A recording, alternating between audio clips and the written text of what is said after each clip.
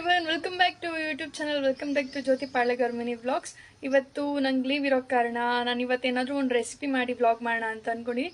So ಇವತ್ತು ನಾನು ಮಾಡ್ತಿರೋದು ಸಿಂಪಲ್ಲಾಗಿ ನನಗೆ ಗೊತ್ತಿರೋ ಹಾಗೆ ರೆಸಿಪಿನ ಟ್ರೈ ಮಾಡ್ತಾಯಿದ್ದೀನಿ. ನಾನ್ ವೆಜ್ ಮಾಡೋಣ ಅಂತ ಅಂದ್ಕೊಂಡಿದ್ದೀನಿ. ಸೊ ಚಿಕನ್ ಗ್ರೇವಿ ಥರ ಮಾಡ್ತಾಯಿದ್ದೀನಿ ಇವತ್ತು. So let's try. ಆ್ಯಂಡ್ ಯಾರೆಲ್ಲ ನನ್ನ ಚಾನಲ್ನ ಈಗಲೂ ಸಬ್ಸ್ಕ್ರೈಬ್ ಆಗಿಲ್ಲ, ಬೇಗ ಹೋಗಿ ಸಬ್ಸ್ಕ್ರೈಬ್ ಆಗಿ ಲೈಕ್ ಶೇರ್ ಕಮೆಂಟ್ ಮಾಡೋದನ್ನು ಮರಿಬೇಡಿ.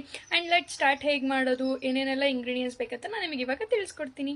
ಮತ್ತು ಇನ್ಯಾಕೆ ತಡ, ಸ್ಟಾರ್ಟ್ ಮಾಡೋಣ. ಸೊ ಇಲ್ಲಿ ನಾನು ಅರ್ಧ ಕೆ ಜಿ ಚಿಕನಷ್ಟು ಗ್ರೇವಿ ಮಾಡ್ಕೊಳ್ತಾ ಇರೋದ್ರಿಂದ ಒಂದು 20 ಕಡ್ಡಿ ಕೊತ್ತಂಬರಿ ಸೊಪ್ಪು ತೊಗೊಂಡಿದ್ದೀನಿ, ಒಂದು 5 ರಿಂದ 6 ಲವಂಗ, ಒಂದು ಸ್ವಲ್ಪ ಚಕ್ಕೆ, ಒಂದು 4 ಮೆಣಸು ತೊಗೊಂಡಿದ್ದೀನಿ, ಒಂದು 10 ಹೆಸಳು ಅಷ್ಟು ಬೆಳ್ಳುಳ್ಳಿ, ಒಂದು 3-4 ಪೀಸಸ್ ಶುಂಠಿ, ಮತ್ತು ಪುಟಾಣಿದು ಒಂದು 3 ಈರುಳ್ಳಿ ತೊಗೊಂಡಿದ್ದೀನಿ. ಸ್ವಲ್ಪ ಕಾಯಿ ತುರಿ ಇಟ್ಕೊಂಡಿದ್ದೀನಿ, ಗಟ್ಟಿ ಬರುತ್ತೆ ಗ್ರೇವಿ ಅಂದ್ಬಿಟ್ಟು. ಬೇಡ ಅಂದರೆ ನೀವು ಸ್ಕಿಪ್ ಮಾಡ್ಕೊಳ್ಬೋದು. ಇದಿಷ್ಟನ್ನು ಜಾಸ್ತಿ ನೀರು ಹಾಕ್ತೀರ, ಸ್ವಲ್ಪ ನೀರು ಹಾಕಿ ರುಬ್ಕೊಳ್ಳೋಣ. So paste is ready. ಮತ್ತು ನಾನು ಚಿಕನ್ ಆಲ್ರೆಡಿ ನೀಟಾಗಿ ತೊಳೆದು ಒಂದು ಬೌಲಲ್ಲಿ ಎತ್ತಿಟ್ಕೊಂಡಿದ್ದೀನಿ. ಇದಕ್ಕೆ ಸ್ವಲ್ಪ ಅಚ್ಚ ಖಾರದ ಪುಡಿ, ಟರ್ಮರಿಕ್ ಪೌಡರ್, ಗರಂ ಮಸಾಲ ಮತ್ತು ಸ್ವಲ್ಪ ಚಿಕನ್ ಮಸಾಲಾನ ಇಲ್ಲಿ ಆ್ಯಡ್ ಮಾಡ್ಕೊಂಡಿದ್ದೀನಿ. ಆ್ಯಂಡ್ ಎಣ್ಣೆ, ರುಬ್ಬಿಟ್ಕೊಂಡಿರೋ ಮಸಾಲೆ, ಚಿಕನ್ನು ಇದು ಆಲ್ರೆಡಿ ಎಲ್ಲ ಇದಿಷ್ಟು ಇಂಗ್ರೀಡಿಯೆಂಟ್ಸು ರೆಡಿಯಾಗಿದೆ. ಮತ್ತು ಇವಾಗ ನಾವು ಬಾಣಲಿಯಲ್ಲಿ ಸ್ವಲ್ಪ ಎಣ್ಣೆ ಹಾಕೋಣ.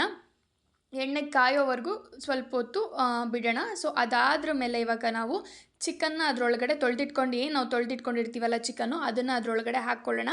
ಸೊ ಅದೆಲ್ಲ ನೀಟಾಗಿ ಹಾಕಾದ್ಮೇಲೆ ಒಂದು ಸ್ವಲ್ಪನೂ ನೀರು ಇರಬಾರ್ದು, ನೀರಿದ್ದರೆ ನೀರು ಬಿಟ್ಕೊಂಡ್ಬಿಡುತ್ತೆ. ಸೊ ಇದೆಲ್ಲ ಆದಮೇಲೆ ಚೆನ್ನಾಗಿ ಮಿಕ್ಸ್ ಮಾಡ್ಕೊಳ್ಳೋಣ. ಚೆನ್ನಾಗಿ ಮಿಕ್ಸ್ ಮಾಡಿಕೊಂಡು ಅದಕ್ಕೆ ಇವಾಗ ಸ್ವಲ್ಪ ನಾನಿವಾಗ ಅದಕ್ಕೆ ಟರ್ಮರಿಕ್ ಪೌಡರ್ನ ಆ್ಯಡ್ ಮಾಡ್ಕೊತೀನಿ.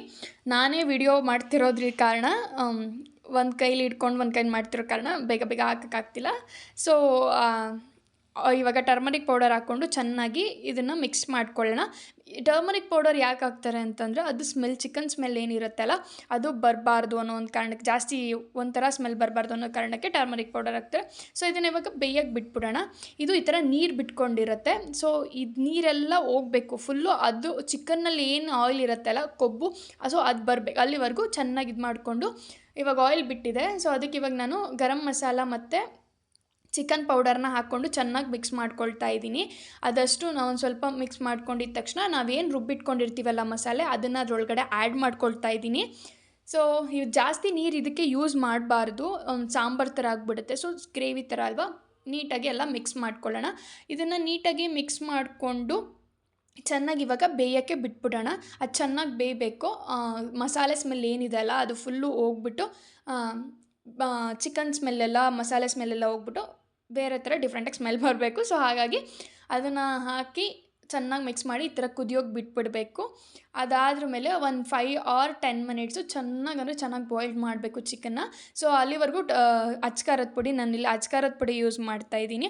ಅಚ್ಚ ಖಾರದ ಪುಡಿ ಅಲ್ಲಿವರೆಗೂ ಹಾಕಬಾರ್ದು, ಕಂಟಿಡಿದ್ಬಿಡುತ್ತೆ. ಸೊ ಅದಾದ್ರ ಮೇಲೆ ಇಲ್ಲಿ ನಾನು ಒಂದು 3 ಟೇಬಲ್ ಸ್ಪೂನಷ್ಟು ಅಚ್ಚ ಖಾರದ ಪುಡಿ ಹಾಕ್ತೀನಿ. ನಿಮಗೆ ಖಾರ ಎಷ್ಟು ಬೇಕೋ ಅಷ್ಟು ನೋಡ್ಕೊಂಡು ನೀವು ಹಾಕ್ಕೊಬೋದು.